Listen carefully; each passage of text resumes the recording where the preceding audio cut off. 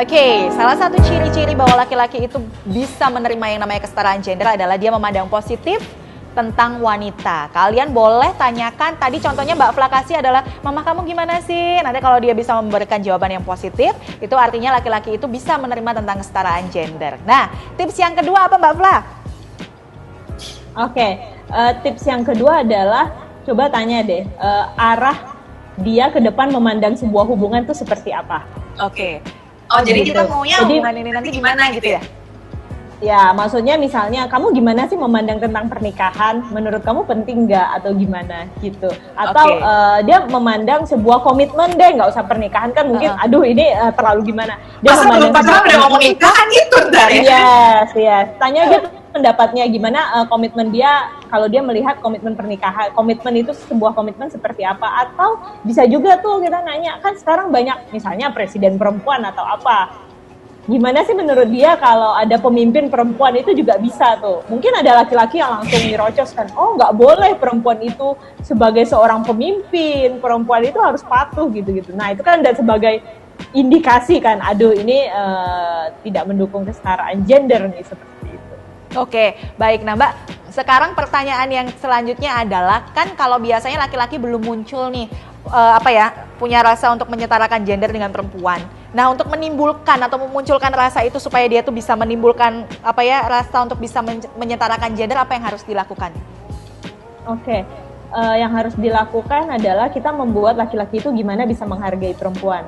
Cara menghargai perempuan gimana? Kita membentuk diri kita sebagai perempuan yang kuat, sebagai perempuan yang tahu kita tujuannya mau apa, visi misinya seperti apa, gitu. Jadi kita jangan minta laki-laki untuk menghargai kita. Kalau kita aja nggak bisa menghargai diri sendiri, kalau kita aja tuh nggak tahu tujuan dan visi misi kita seperti apa. Karena aku yakin deh kalau kita bisa membentuk diri kita sebagai perempuan yang independen dan kuat, laki-laki juga pasti akan paham kok gitu.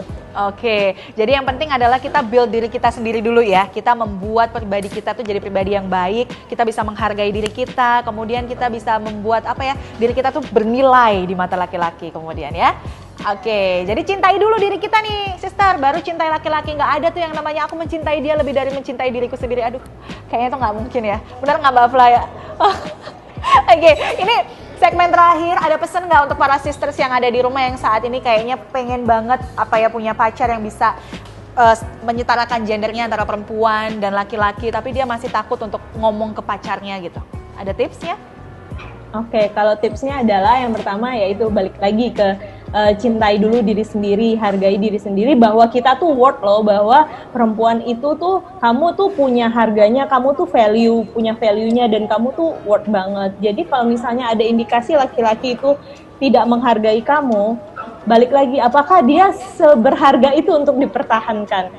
Apakah kita serendah itu untuk mengorbankan diri kita sendiri untuk sesuatu yang mungkin tidak ada ujungnya gitu. Jadi balik lagi. Jadi kita sebagai perempuan juga tidak perlu takut kok kalau kita bisa membangun diri kita sebagai pribadi yang baik. Pasti ada laki-laki lah yang mau sama kita. Kadang ada perempuan yang juga takut kan. Aku rela digini-giniin soalnya udah nggak ada yang mau sama aku gitu loh. Jadi kadang tidak percaya diri itu juga bisa mempengaruhi. Jadi ya bangun kepercayaan diri, bangun komunikasi dan ya itu cintai diri sendiri dulu. Oke, baik, ini penting banget ya. Yang terakhir ini harus digarisbawahin, sister. Bangun yang namanya kepercayaan diri, bangun yang namanya mencintai diri sendiri. Yang ketiga adalah kamu harus yakin bahwa kamu worth it untuk dicintai. Gitu ya Mbak Fla ya. Jadi kalau kamu sudah menumbuhkan itu dalam diri kamu, otomatis laki-laki juga akan mencintai kamu dan juga menghargai kamu. Masalah kesetaraan gender ya bisa dikomunikasikan lah ya. Aku masih nggak setuju nih kalau kita bayarnya harus patungan separuh-separuh.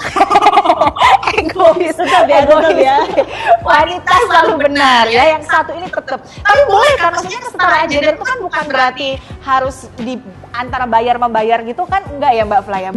Enggak. Itu kan soal bayar-membayar, laki-laki juga harus ada pride dong gitu kan biasanya. Iya, menurut aku laki-laki yang masih ada sisa, masih beberapa dibayarin sama perempuan itu pride-nya belum terlalu tinggi. Kalau semua dibayarin laki-laki, baru laki-laki itu luar biasa. Wah, ini gua ngomongin diri sendiri lagi ya. Terus akhirnya di bawah ada subtitle ngomong, makanya sampai sekarang kamu nggak punya pacar gitu kan akhirnya. Oh gitu. Jadi itu pertanyaannya dari teman apa diri sendiri? Kayaknya tadi yang saya tanya diri saya sendiri, terima kasih ya. Ini konsultasi sebenarnya buat saya, konsultasi pribadi. Oke, thank you Pravia Sungkit untuk ngobrol-ngobrolnya hari ini. Terima kasih untuk tips yang diberikan untuk para sisters yang ada di rumah, terutama untuk saya juga. Terima kasih kesetaraan gendernya. Sekali lagi para sisters, cintai diri kamu sendiri sebelum kamu mencintai orang lain ya. Kita ketemu lagi di Isu Reality episode selanjutnya. Saya Gadis, Pravia Sungkit pamit.